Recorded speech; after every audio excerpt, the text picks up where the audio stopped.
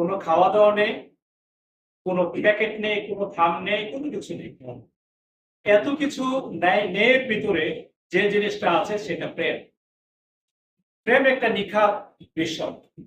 আজকে একজন অপ্রাসঙ্গিক বক্তা যে প্রাসঙ্গিকতা টেনে আনলেন, তুলে আনলেন, এই আসরটা এরকম একটা আসর যে যিনি অপ্রাসঙ্গিক তিনিও প্রাসঙ্গিক। আর প্রত্যেকে এত চমৎকার করে কথা বলে। আমরা যারা একটু ওল্ড হয়ে গেছি, আমার সিনিয়র এখানে কবি ওহিদুজ্জামান ভাই, লেখালেখিতে সিনিয়র, আমার সমসাময়িক খন্দকার আল মামুন, আর বাকিদের চেয়ে মনে হয় বয়সে কাছাকাছি বা একটু সিনিয়রই হবো। তো আমরা যারা একটু বয়স্ক হয়ে গেছি বা একটু সিনিয়র হয়ে গেছি তারা হারিয়ে গিয়েছিলাম। বিশেষ করে আমি হারিয়ে গিয়েছিলাম। আমি সাহিত্য থেকে স্বেচ্ছায় নির্বাসনে ছিলাম দীর্ঘদিন। আমার একজন লেখক বন্ধু অনেকদিন পরে তার ফোন নাম্বার পেয়ে তাকে আমি ফোন দিয়ে জিজ্ঞেস করলাম, আপনি কি 90 দশকের লেখক মতিন সেগুনকে চিনেন? বলছে হ্যাঁ, খুব চিন্তা। আমি বললাম ওনার সাথে কোনো যোগাযোগ আছে? বললো উনি সম্ভবত মারা গেছে। মারা গেছে এজন্য ওনার সাথে আর যোগাযোগ নেই। আমি বললাম ভাই আমি মতিন শেখ। সে খুব তাজ্জব বললো যে মতিন শেখরা কি এত নিখোঁজ থাকতে পারে বা এত নীরব থাকতে পারে? কালকে একজন বন্ধু 32 বছর পরে একজনের লেখাতে তার পেলাম, একজন তাকে নিয়ে লিখছে, সে লেখক থেকে তার নাম্বার সংগ্রহ করে ফোন দিলাম। 32 বছর পরে পুরানো লেখকের সাথে যোগাযোগ। আমরা মূলত 80 দশকের লেখক। 87 সালে আমার প্রথম বই বের হয়, 89 সালে দ্বিতীয় বই বের হয়। আমি যখন স্কুলে পড়ি তখন রাষ্ট্রপতি হুসাইন মোহাম্মদ এরশাদ আমাকে চিঠি লিখে অভিনন্দন জানিয়েছে।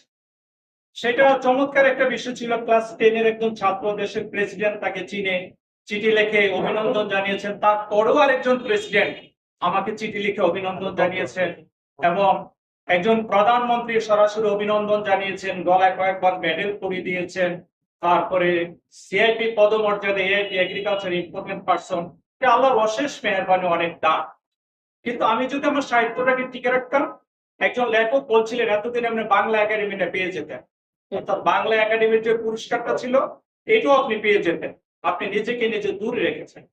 সাম্প্রতিককালে লেখালেখির ভিতরে একটা চেতনা ফিরে আসছে, দেখলাম আমাদের ডানে বামে আমাদের উত্তরসূরিরা লেখক হয়ে গেছে, তাদেরকে দেখতে ভালো লাগছে। ইদানিং দুটা বই প্রেসে যাওয়ার মতো উপযুক্ততা পেয়েছে। একটা বইয়ের নাম হচ্ছে পানি সম্পর্কিত কোরআনের আয়াত ও পরিবেশ প্রকৃতি। কোরআন অধ্যয়ন করতে গিয়ে আমি পানি সম্পর্কে আয়াতগুলো খুঁজে খুঁজে বের করলাম। 303টি আয়াত আল্লাহ পানি সম্পর্কে, জলবায়ু সম্পর্কে, মেঘ সম্পর্কে, বৃষ্টি সম্পর্কে অথবা পানি থেকে সম্পৃক্ত এরকম আয়াতগুলো বের করে এগুলো নিয়ে পরিবেশ, পানি সম্পর্কিত কোরআন আয়াত, পরিবেশ। দ্বিতীয় আরেকটি বই, এটা প্রেসে যাওয়ার অবস্থা। আমার এই যে 40 বছরের কাজ, একটা ডকুমেন্টারি বই। এই বই ইতিমধ্যে এখানে আমি গুনে দেখলাম 6-7 জনের লেখা দিয়েছে আমাকে উৎসাহিত করে। বাকি যারা আছেন তারাও মন চাইলে আমার এই ডকুমেন্টারি বইতে মতিন শেখর কিরকম কি কাজ করে স্মৃতিচারণমূলক লেখা দিতে পারে। তো আমি আমার বক্তব্যকে ছোট্ট করে ফেলবো, কারণ আমাদের মূল যে আলোচক তিনি এখনো কথা বলবেন এবং আমরা এতক্ষণ যা কর্মটা করলাম এই কর্মটার বাজার দর কিরকম, ইমিটেশন না সোনা? সোনা পরে তো এখন কেউ বের হয় না, ইমিটেশন পরে বের হয়। এবং ইমিটেশন সোনা কেমন মাইট দেয় যে সোনা এখন বাক্সবন্দি হয়ে গেছে। সত্যিকার গুণীরা কিন্তু এখন আর মাটির মধ্যে নেই, তারা লুকিয়ে পড়েছে। এখন ইমিটেশনের আধিপত্যের কারণে এবং বাহ্যিক চাকচিক্যের কারণে ইমিটেশনের বাজার দরটাই গ্রহণযোগ্য পর্যায়ে। আমি যখন লেখালেখি বুঝতাম না তখন লেখালেখি নিয়ে পড়াশোনা এসেছি। যখন কিছুটা এখনো বুঝতে পারি নাই, কিন্তু লেখালেখি সম্পর্কে এখনো তেমন ধারণা তৈরি করতে পারি নাই। একটা প্রবন্ধ লিখছিলাম ছন্দহীন কবিতা ফ্যাশন, সে 80-র দশকে দিকে এবং বড় বড় পত্রিকা এটা পাঠিয়েছিলাম। তখন এই যে অন্তমিলের বিষয়, কবিতার বিষয়টা কবিতা কবিতার মতো হতে হবে, সেটাকে জোর দিয়ে ছন্দ লিখেছিলাম। পরক্ষণে আমি দেখলাম আমি সে অন্তমিল মিলাতে গিয়ে আমি নিজে হারিয়ে যাই। পরে আমি গদ্য ছন্দ, আমার কাছে খুব চমৎকার গদ্য ছন্দে আমি স্বাচ্ছন্দ্য বোধ করি, লেখালেখি করতে পারি। কিন্তু কবিতার যে ব্যাকরণ, কবিতার যে শৃঙ্খলা, এটা আমি ওইভাবে আয়ত্ত করতে পারি নাই। রসাত্মক বাক্যম কাব্যম, যে বাক্যের মধ্যে রস আছে এইটাই কবিতা। আমি সকলকে অভিনন্দন জানাই। আমার আলোচনা শেষ করুক, মাঝখানে আমি 2-3 জনের নাম একটু নিতে চাই। দিন ইসলাম রাজু প্রথম একটি কবিতা পড়েছে একজন ব্যক্তিকে কেন্দ্র করে। একেবারে সরাসরি এরকম কবিতা পড়া ব্যক্তির উপস্থিতিতে এটা একটা লজ্জাস্কর বিষয়। তারপরে সে চমৎকার করে উপস্থাপন করে, তাকে অভিনন্দন। তিতাস প্রেস ক্লাবের একজন নেতৃস্থানীয় ব্যক্তি ওমর ফারুক নাজমুল, একেবারে ছোটবেলা থেকে আমাদের সাথে চলাফেরা, তাকে অভিনন্দন জানাই। সেই পরিবেশ আন্দোলন সম্পর্কে, বাপা সম্পর্কে কিছু পরামর্শ দিয়েছেন, তার সাথে আমি বসে আরো কিছু কথা শুনবো। তারপরে আমাদের এখানে খন্দকার আল মামুন, একজন সিনিয়র ব্যক্তিত্ব, কবি। সে 1999 সালে সাহিত্য সংগঠন করে 37 বছর ধরে এটা এখন চমৎকার ভাবে টিকে আছে। প্রত্যেক বছর অনেক চমৎকার আয়োজন করে। অভিনন্দন জানাবো শাহজামান শুভ, ডাইনামিক পার্সন।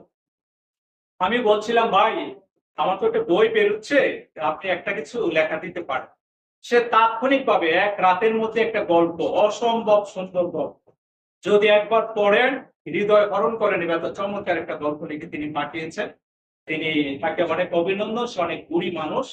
কবিতা দিয়েছি ইউসুফ নাসির, কবিতা দিয়েছেন আমাদের জামান ভাই, হুদুজ্জামান ভাই, আমাকে নিয়ে বারবার লিখেছেন। এত খুব সিনিয়র মানুষ যখন বারবার লিখেন তখন স্বাভাবিকভাবে অন্তর গলে যায়, তাদের প্রতি শ্রদ্ধা আসে। আপনাদের সকলকে অভিনন্দন জানাই। আমাদের একজন বোন আছে রেবেকা সুলতান, তার নাম আমি অনেকবার শুনেছি, লেখালেখি করে, এবং একটা মাত্র বোন এখানে উপস্থিত হয়েছে, এবং তাকে আমাদের সকলের পক্ষ থেকে অভিনন্দন জানাই। এবং প্রত্যেকটি প্রোগ্রামে আমরা আরো বেশি করে কথা শুনতে পারি, আল্লাহ যেন আমাদের বেশি তৌফিক দান করেন। সকলকে ধন্যবাদ জানিয়ে আমি আমার আলোচনা এখানে শেষ করছি। আল্লাহ হাফেজ।